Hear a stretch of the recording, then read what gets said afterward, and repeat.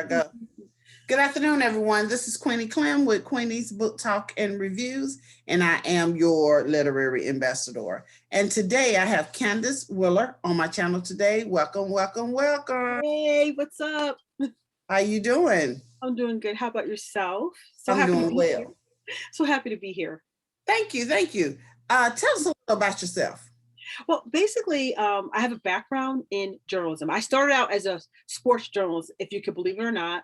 I graduated from Rutgers and I was into sports. So I would interview guys in locker rooms. I went to football games, baseball, track, whatever. And then I kept doing that. But as we all know, the newspaper landscape has changed. So it was not like when I was started out, it was a newsroom and it was like reporters everywhere and phones ringing and crazy. But now it's not like that. And the job started to dry up. So I had to make a decision on what I was going to do with my life. The journalism that I thought I was going to be wasn't. So I got into the digital side. So I started doing digital stuff. I got into corporate and then I started going to colleges. I went to NYU and got my master's in digital publishing because I'm a writer, but I had to understand how to be digital. And how I started getting into writing was I love stories. I love romance.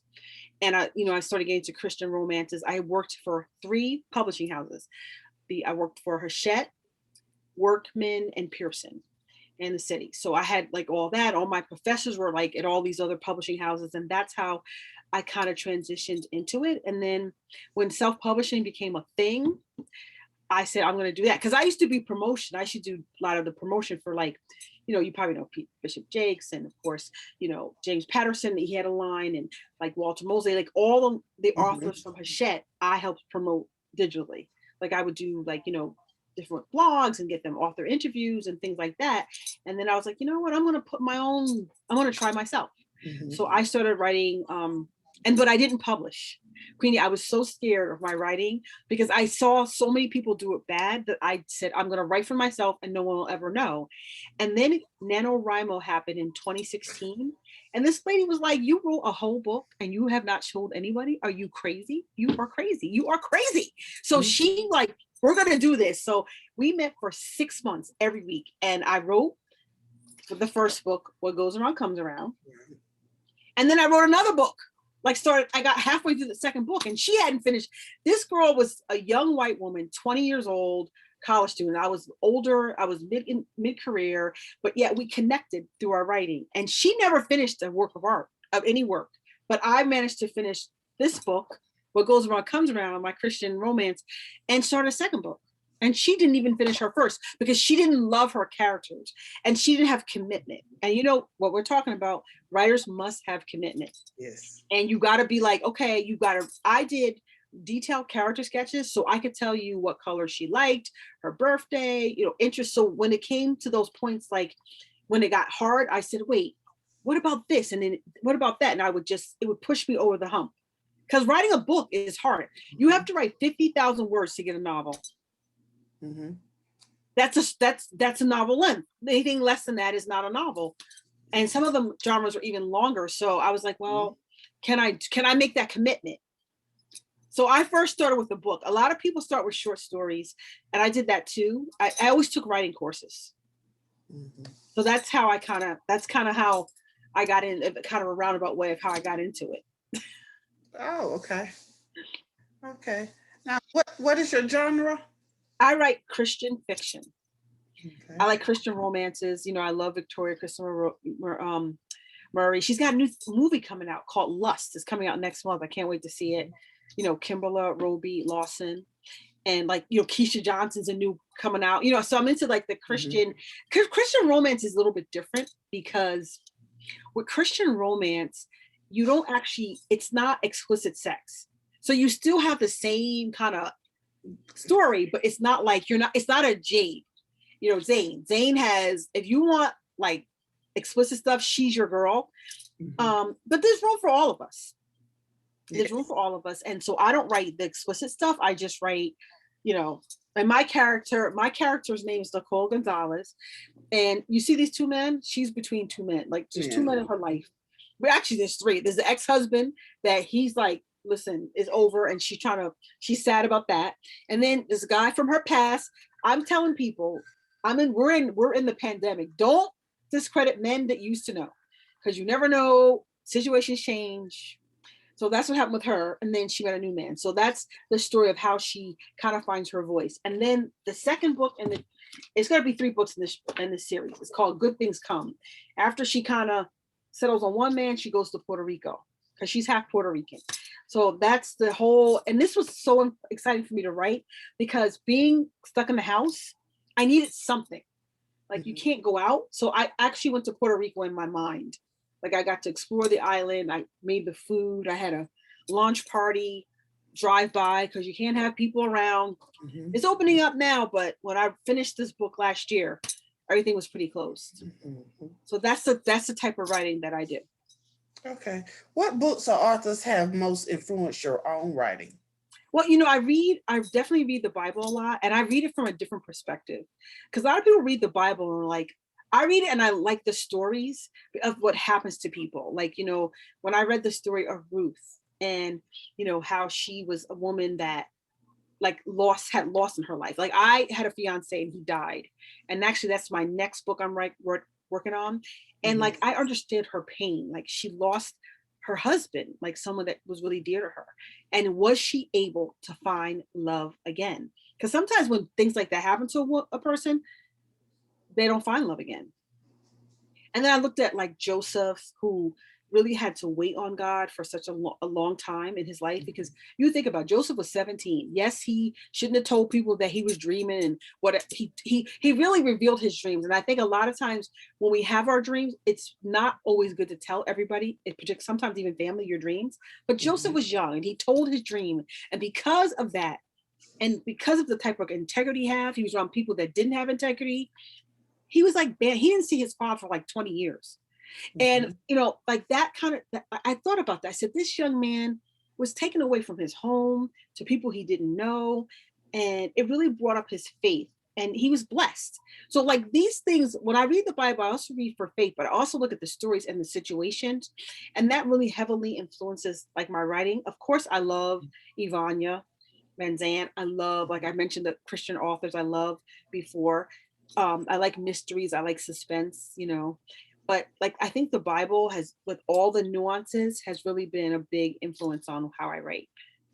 Okay. Tell us about your dance group. Well, it's interesting that you brought that up. I do have a dance group. What happened was I grew up in a small town, and most of the time I was like the only Black girl in the dance group because there weren't a lot. Dance lessons are very, very expensive, and I was like, you know what? I want to bring that to other children. Like, so I started as a dance director at a local church, St. John's Baptist Church. It was under Kelmo C. Porter Jr. He's passed on now, gone about 5, but he was very progressive. And he was like, yeah, you, and me and the other lady had this dance group and we were teaching the kids how to dance. And then I got grant funded. So I bring in different instructors and I've been doing it for about 12 years now. And it's something, it's free. Like I don't charge for the classes. We're going to start up soon. I bring in speakers this year. We're going to talk about money and we're going to talk about voice. Because I think with Black women, particularly, the way we talk, like we're judged very harshly on the way we talk. So I have this lady and her name is Melanie, and she talks about the voice and how we as women, particularly Black women, can use our voice to emote power, to evoke passion, and in a way that, it's more, because when we talk, a lot of times we're ridiculed by the way we talk. Oh, you talk whatever. And more so than other groups. And she's going to really talk about how and teach us about how we can use our voice. And I think it's so important for young Black girls to really understand, and also Latinas too, to understand how to use our voice and not be afraid of our voice. And and how to get our point across, because we're already seen as a little bit different when we go into the office. Sometimes there are not any other people that look like us. So how do we express ourselves in a way that brings our point across and shows our power without being overbearing? So that's what she's going to talk about. And I'm going to let you know about it because it's going to be virtual. So maybe you might want to come. Yes. What is the most difficult part of writing for you? I love the writing for me. What I do is I put myself on a schedule. So what I do is like, look, to me, I work full time. I work at a college. and I'm in marketing. So because when you're in journalism, like because you have good writing skills, a lot of people don't. So I'm able to find work through that, even though I'm not technically a journalist. But so at night, sometimes I get tired. So sometimes I have to like plan it. Like sometimes I'll say like I'll take a nap from like I'll get home and take a nap for like an hour, and then I'll work for 2 hours. And I have to organize. That's how I've overcome the hump because, if people say, well, how do you stick to it? Like, I know my characters really well and I outline my story. So right now I'm working on a book called How Marguerite Becomes Rita. And it's a coming of age story. I mean, this woman is like 36, but she is not happy with how she is and what she knows about herself. And she feels different. She feels different. Her mother is a hoarder and her mother is a former beauty queen. So it's like this girl came out like she's attractive, but she's not ba ba boom attractive. She's a decent looking girl and she's very organized. And she had to come back home like many of us because, it wasn't working out with the job, whatever. And she was in the military and then that didn't work and she had bad relationships. So she's home with this hoarder. And it all comes to a head when her mother cannot take care of herself.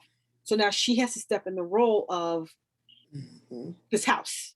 And it's like a nightmare. She meets this man and he's very patient with her. But then she's having competition. It's like a competition story because her and her aunt, who are only 6 months apart, are kind of competing for the attention of this man. And she really has to come into her own. Like, do I have to change? Is there someone for me? And I think a lot of women have to answer that question. Do you feel that who you are, there's someone for you? Like we're always trying to, if you're not married, you want to meet someone. Do you have to change so much that you don't recognize yourself? Or can you just be who you are and still find love? And that's really what the gist of the story is. And the hoarding is the undercurrent because it causes a lot of tension when you have someone like that. It's all in a way, this story has a lot of mental health issues because Rita, my main character, had mental health issues. Hoarding is a mental health issue. And the aunt is a little bit schizo. So that's another mental health issue. Like she has bipolar, it's mental health is kind of involved in this story. And I think it's something that we as Black people need to talk about because we kind of like brush it under a rug, but we have a lot of mental health issues in our community that we're not addressing. So this book is definitely going to be, it's a little bit darker than the first series, but we'll see how people like it. I don't know. I was just inspired to just start writing. So I'm almost done with it. I'm like maybe 90% done with the story. Okay. How do you develop your plot and characters? It usually is something that is like close to me or something I'm thinking about. Like, I have not done nonfiction, but there's 2 nonfiction projects I'm working on this year. The first one is called What Every Black Man Needs to Know to Stay Healthy, because 3 years ago, I lost my uncle. I loved my uncle and he died. A lot of it, I don't want to be judgmental, but a lot of times we don't take care of ourselves. It's too much the diet, it's the weight, it's the not going to the doctor. We're not taking care of that. And prematurely, a lot of our men leave us.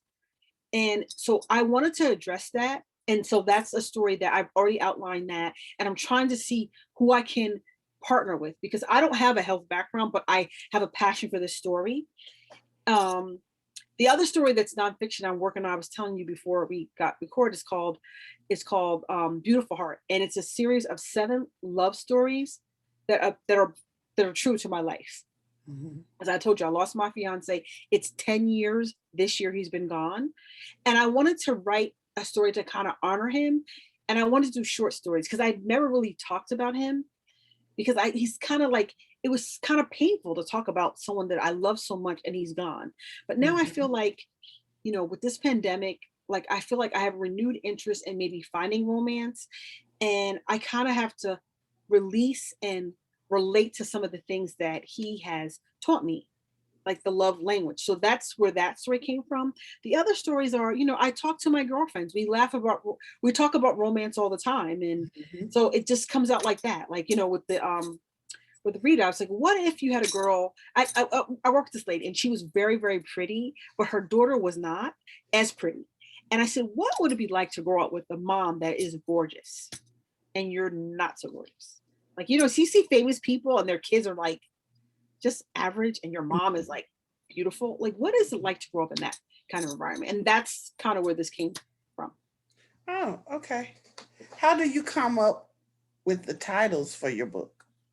You know what? I often come up with the titles before I start. Some people don't. And I mean, I don't know. I usually like for the first book, like what goes around comes around, this story was just about like it just stuck to me like, you know, people think that would if you do bad, bad will come back to you. But if you do good, good will come back to you too. So I wanted to show that. And for good things come, I wanted to show her progression. Like, you know, she was a good person and good now all the fruits of her labor are coming back to her. So that's kind of where that title came. Now, how Marguerite, like to me, that just, I don't know why that came to me. Like, I just felt like the name Marguerite, like when you say Marguerite, it's sort of kind of like, it's like a kind of a name that someone is beautiful and perfect. And then she got this name and really doesn't kind of fit her. And she just wants to be Rita. She just wants to be a plain Jane. You know, I don't want to be this, whatever.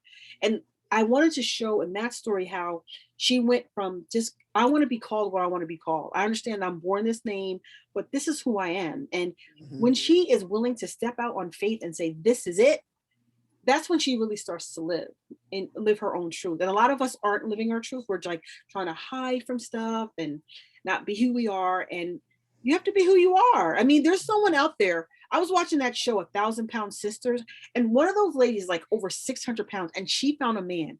So I'm not saying like there's someone for everybody. You have to be yourself and let it come to you. That's what I'm saying. So that's how I kind of came with the title. And the nonfiction titles is just based on what the story is about. Like it's about men being healthy. So that's why I picked that one. And the beautiful heart, it's just like this love was from my heart. It was not a physical thing. Like, of course, he was attractive. I'm not going to lie. He was a good looking man, but it was his heart that was made him so beautiful. So that's why I picked that title. What was your favorite part and your least favorite part about the publishing journey? Well, like I'm like in the hybrid because I worked for a traditional publisher. So I understand that journey. When you're with a traditional publisher, it's a long process. You write the book, of course you edit it, whatever. You have to query agents because the bigger houses will not accept you without agent. You're not going to Hachette, you're not going to Simon and Schuster, you're not going to these big, you're not doing that without an agent. So you have to go through an agent. They have to like your book. Then they want changes. Then you have to pitch it to the publishing house. They may want changes. And then it has to go through a whole cycle. So it takes a longer time to do that. With the self-publishing thing, yeah, you can get an editor, a cover artist, and it's faster, but you don't have the avenues of like marketing the book. So there's like pluses and minuses with both. And so with this, I like the self-publishing thing because I have more control of it. You get more of the money of it because with the traditional contract, they give you like an advance. Hopefully you sell at your advance. If you do not, that second book may not happen. And this happened to people with your self-publishing, you control all that. So it's like just trying to market. That's what I find the hardest, to reach my audience. And that's what I'm hoping to do with this. Okay. What is the key theme or message in your books? My message is just resiliency and having belief in yourself. Because I think a lot of times, even from my own personal life, like, you know, in the beginning, like when this book, A Beautiful Heart, I'm talking about my romances.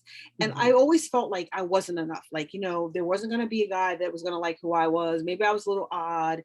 And the way I grew up, like when I grew up, like, you know, I grew up like, you know, we came out of the 60s, 70s, whatever. And, you know, the Black people were put into these school districts. And I always felt like the teachers really weren't happy with, you know, having these Black students here. Maybe that's just my feeling. And I felt like I had to conform to fit in, like, oh, well, let me just straighten my hair really straight. And that was a big ordeal, or maybe whatever. But I just felt like I couldn't be who I was. You know, even the way I talk, like I know my father, he would say, you know, I want you to speak a certain way. And he would like drill me and make sure I spoke in such a way Mhm. that if you picked up the phone, you might not realize I'm a Black woman. And he was like, with the hair, like, you know, my hair is very curly. And I was like, oh, I can't take this. But he wanted me to straighten it. And it was like, why do I have to conform where I have to lose my identity as a Black woman? And that is a theme. Like we have to stay true to ourselves. Like this is who I am. So when I went to college and I would meet people, like, especially men, I feel like, oh, maybe they won't like who I am, because I always felt like maybe I wasn't accepted when I was growing up. Because the kids used to make fun of me all the time, the way I spoke. You speak so proper, you do this. And I was like, this is, I grew up in an area where I didn't feel like I could be who I was. Not that Black people can't speak proper, but I felt like, people were looking at me like, oh, I was conforming too much without having my identity. So you're going to see a lot of themes of that. Of course, you're going to see themes of God, because God accepts us and loves us. But we also have to we can't love another person without loving ourselves. Amen. And that's the problem with Nikki. In the first book, what goes around comes around. She's, her father had died and she got this older man, and she ignored all the warning signs. God was telling her, girl, you need to run away from that man. She was like, nope, I'm gonna stay with it. And so you try to conform, you try to do everything, and he still left her. And like that's what makes her so angry. Like, I've done everything and I still can't keep this man. You can't. You have to be who you are. There were guys who liked her, but she would not talk to them because she felt that she needed this guy, and it wasn't working out. So that's definitely going to be a theme you're probably going to see in some form or another. And so far in most of my books, it's been there. We'll see what the future holds. What do you want readers to take away from your book? I want readers to really have an understanding of who they are and faith. I want them to enjoy the story, of course. The second book I'm starting, and Good Things Come, I put reader's guide questions because there's certain things I want them to think about when they read this story. I want them to understand that, everything, you are beautiful, how you are. And, if you're striving to live your best life and to help people, and you really want to see the good, that, you're beautiful. You don't have to conform to the world or change who you are. You are who you are, and that you will find people who will be accepting and loving of you. If you try to change and you try to conform to stuff, you're not happy doing that, because you have to live your life and you have to be who you are. You have to be honest. I think we need to bring back the honesty. Yes. What is your role in the literary community? Well, I'm part of several writing groups. So I'm the person that's always talking about marketing and collaborating with people. I really love doing that. Sometimes people think I'm a little crazy with that, but I always try to help people. Like, I'm a type of person, if you write me, you can reach me at my website. It's first, the number, stladypublishingpr@gmail.com, or my website, www.candacewaller.com. I'm very helpful. Like on my website, you're going to find articles on how to write, like what I've learned. Like I've done dumb stuff. Like I went to a book fair. I trusted the United States Post Office, and I didn't get insurance, and I wrapped the package. What I did, I sent it media mail. Well, media mail, they can open up and verify. Somebody must open up and verify my thing. I lost all my books. So when I went to the book fair, I had no books to sell. I was up there. I was like, I sold 3 books. My cousin had 3 books. I sold those, sold no books, because I made a mistake. I should have taken the books with me, but I didn't do that because I had an injury with my knee. And I was like, I don't know if I could carry that many books, but I should have taken at least 15 books with me so I would have books to sell. I also I didn't sign up for PayPal or some of the online things on my phone. And like, these are lessons that I learned that I share on my website so that you could read my story and hopefully not do that. So I see myself in the literary world where it's like encouraging people as much as I can about writing, and also, being collaborative, and like, wanting to connect with people to do book marketing. What are you working on right now? So like I mentioned before, I'm doing the marketing and putting together Good Things Come. I have it out on ebook, but the actual paperback should be out in like a month. Then I'm working on finishing up How Marguerite Becomes Rita. I'm almost done with that. Once I'm done with that, I'm turning it over to the editor next month to go through it and fix it, because please do not skimp on editing. Editing is so important in a book. Yes. And even though I write tight and I go through it, it's always helpful to have someone else kind of go through it. So I'm definitely having that. And I'm having a lot of fun writing Beautiful Heart. Like the first story is called The Best Love I've Ever Had. And I talk about my love of this man. And I talk about I had a crush on someone, a big crush on someone. I went to school with this guy, I had a crush on him, never said nothing.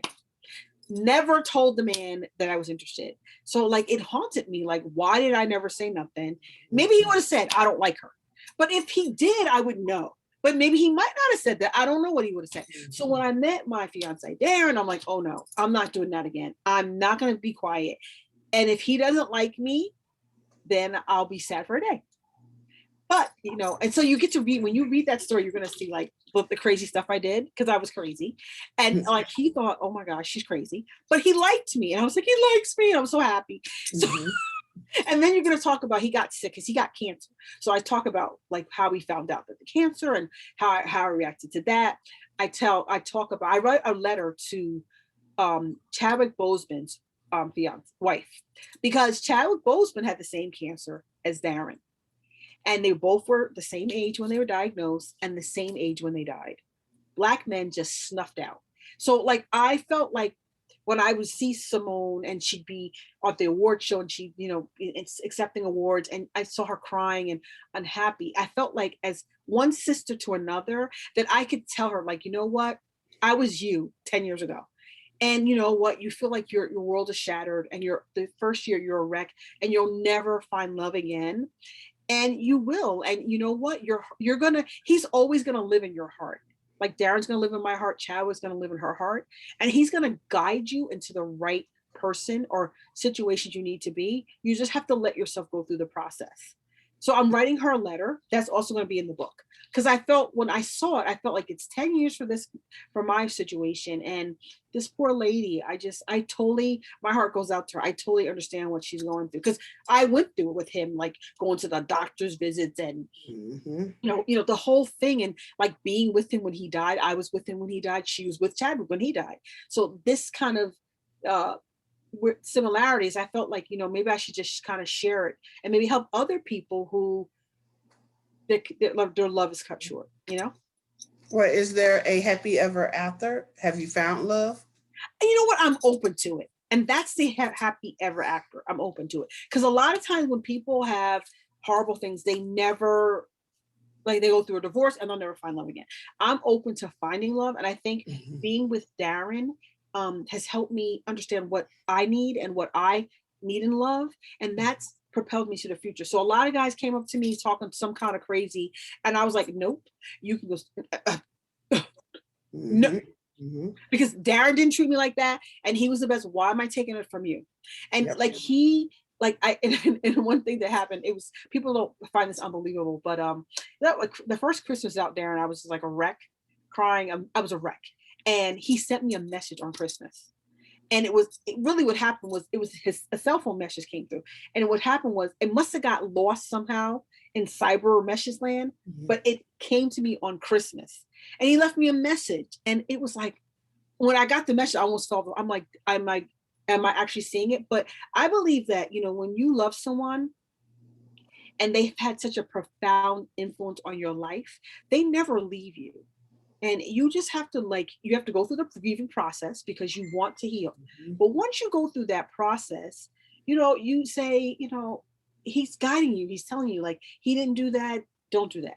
Or like different things he said, like the lessons. Darren was a very religious man, and then he would read the Bible to me. He would interpret things, and all that stuff is here. So hopefully I will find someone. I'm open to it, but I haven't yet, but I think I will.